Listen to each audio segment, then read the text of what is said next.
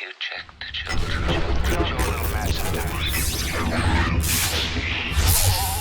Hi, I'm Chucky. Wanna play? Sometimes that is better. You're gonna need a bigger boat. Hey everyone, welcome back to the Horror Show. I'm Cecil Laird, Robert Wolfman. and we are here to do another Duell patron request movie review. And this one is, both of these, I should say, are requests from Heather Smith, of course.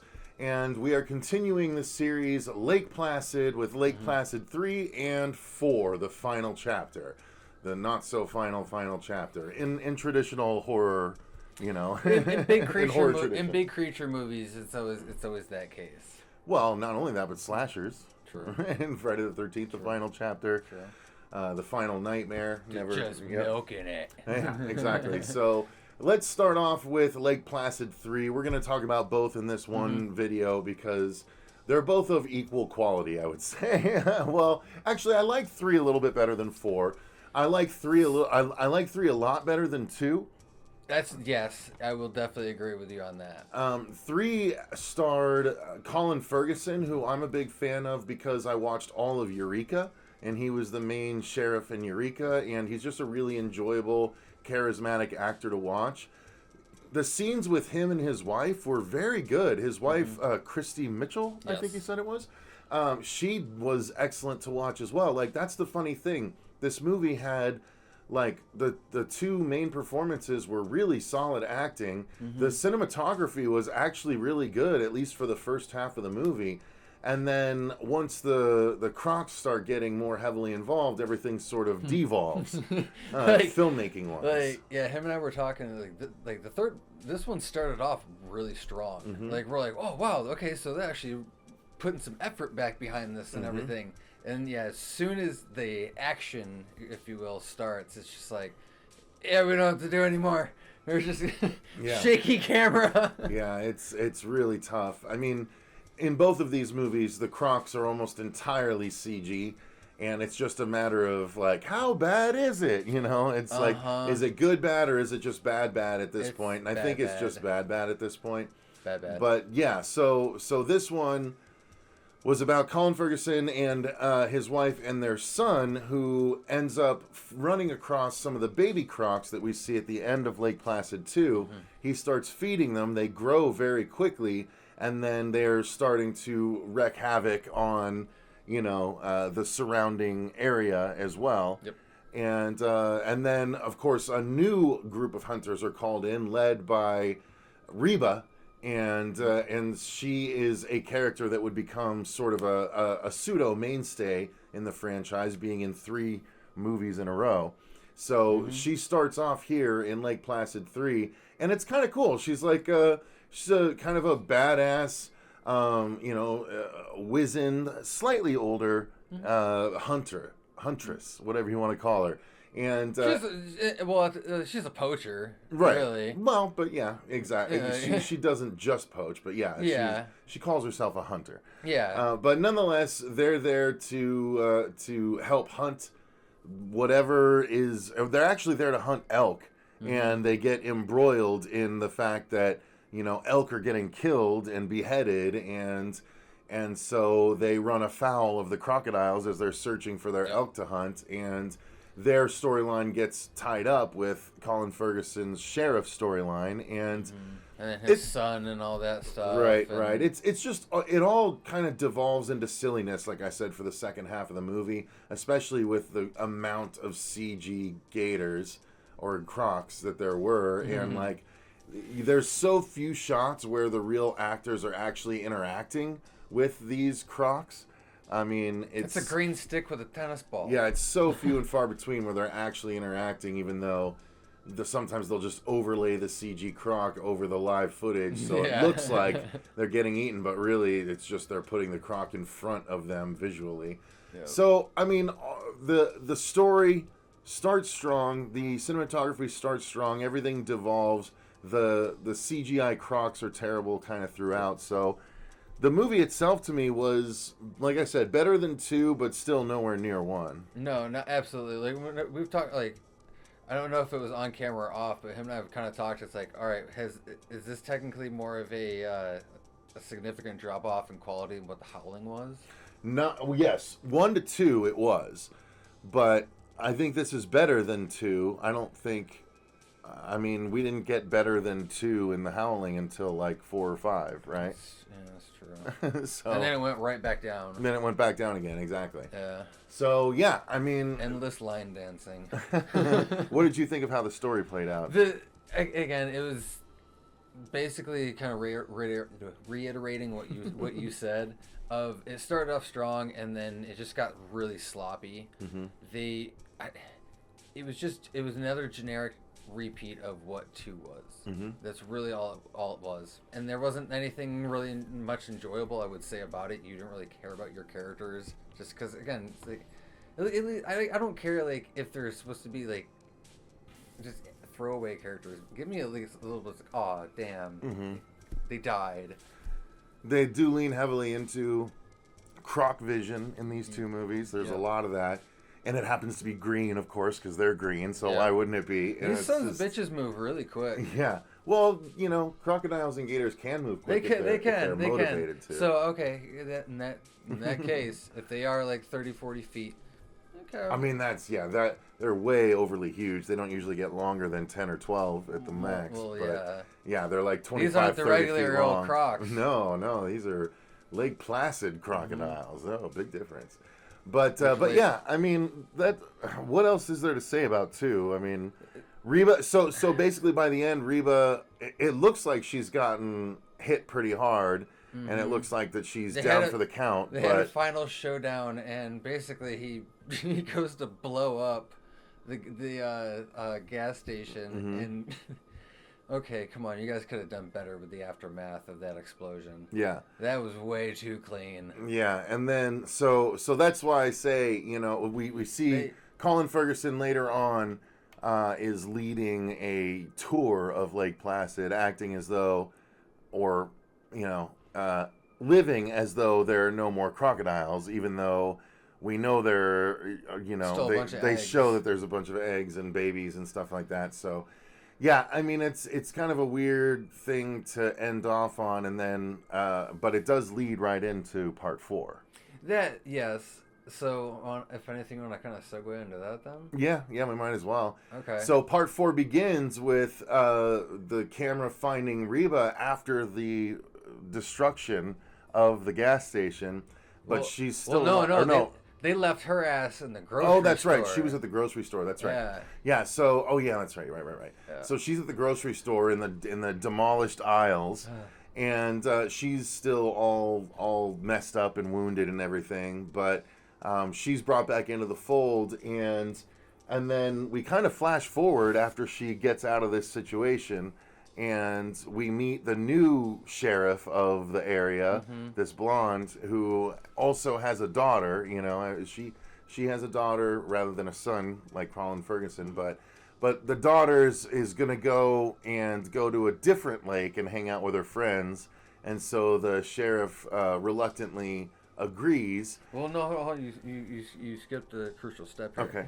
So they brought in a bunch of Army Corps dudes, and they built this giant fence around Lake Placid. Over the course of like 6 months or whatever. Yeah. Yeah, and it's a giant electric Jurassic Park fence. It's like 10,000 volts. It'll keep the crocs in, blah blah blah. And, yep. But no. So they. No, it's a ridiculous set of circumstances where the sheriff's daughter joins a group of friends. From school that are going to this lake retreat. Yeah. And it just so happens that the bus is on a road. Like, the dude happens to miss the turn because he's looking at the same 30-second swimsuit video on his phone. And he's, like, driving well enough to not wreck, but he misses the turn or whatever. And not only that, but it just so happens that the person guarding the gate has opened it to go look for someone, and so the gate is wide open, and the dude doesn't even notice he's driving through a gate, even though he's like, he would hit the gate, you know? Like, it's so stupid, all the little things that was going on through the things that were going on through the entire movie. So the whole class gets to the beach of Lake Pleasant, and the sheriff's daughter is like, "Are we sure where we're supposed to be?" And the other people are like, yeah, what do you know? And it's like, Yeah. well, I'm Just have I'm the fun. daughter of the sheriff. I would know of these parts. You know what I mean?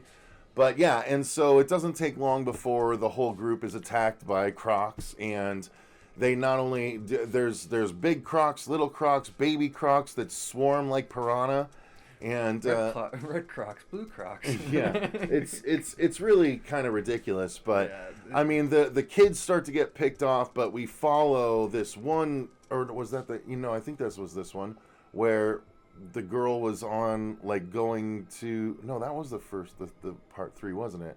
Which one had the boyfriend that was trying to find the girl? That was 3. That was 3. Okay, No, this so one was. the students were the subplot in this one. The love story was the subplot in 3. I knew I was going to get them confused. Yeah, but there was a weird one towards the end with 2 of the characters that kind of just it didn't sit right.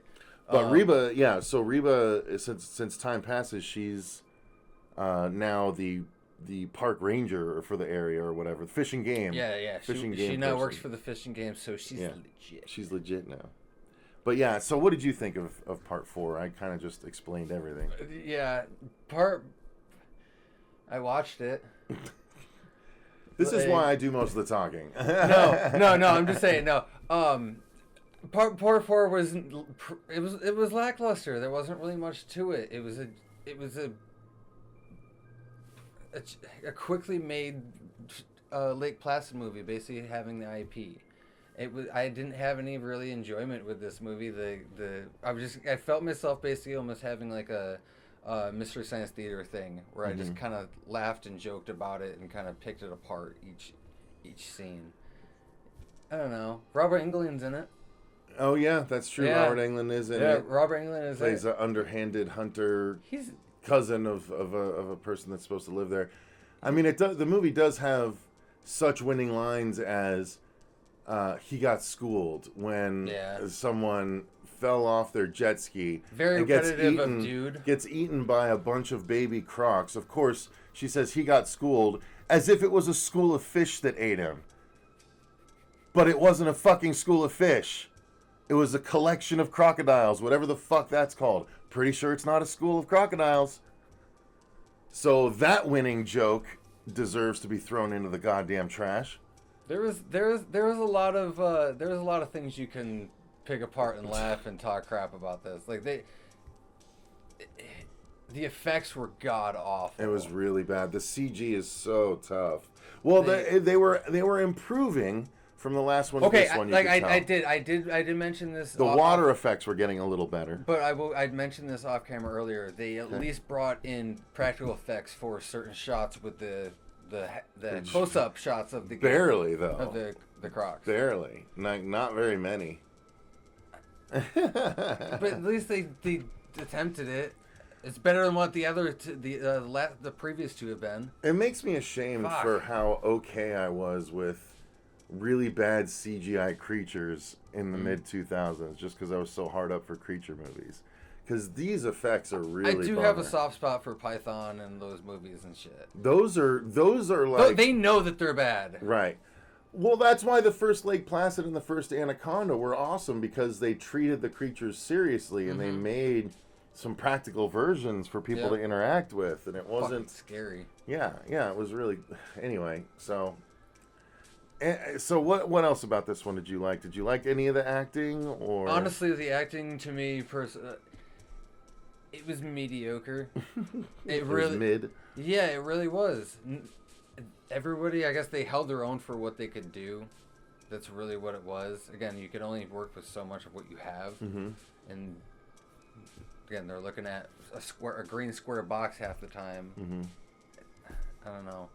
I'm not a big fan of these sequels. I really am not. Yeah, they're not great. I mean, there was no real characters to latch onto in this one. I didn't care about any of them really. Not the main character.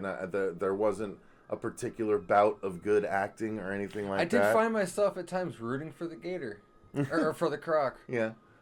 Crocs. Yeah. Because there's no. It's never just one anymore. No. Well, I mean, it never was, right? The first one had multiple Crocs too. So. Well, there was 2. There were eggs still that hadn't hatched yet. No, but there was 2 Crocs. One got killed, and then there was another one after that. Was it? Yep. Okay. So, Yeah, but they're not good. These movies are not great. I do want to finish out the series now because Reba still survives, and she comes back in one more. The next Lake Placid movie is versus Anaconda. So and then there's one after that. So if we're doing these reviews 2 at a time, we can finish out the series with the next 2. But yeah, it's just this one is. It's mid. I mean, at one point, one of the crocs is olayed into a electric fence, and it's the size of a bus, and she freaking it's running apparently so fast that she sidesteps it, and it slams sideways into the electric fence. But you notice none of the cables in the fence moved. None. No, and not only that, but I can't remember if it was part 3 or part 4, but there was another winning effect where a car backs up and... No, that was this one. It was this one. So it bumps the front of a crocodile and it rolls sideways like it's a freaking, like it's an inflatable crocodile toy.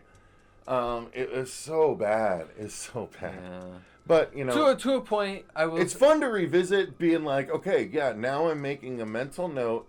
At the age that I am now, you never need to watch this again. Yes.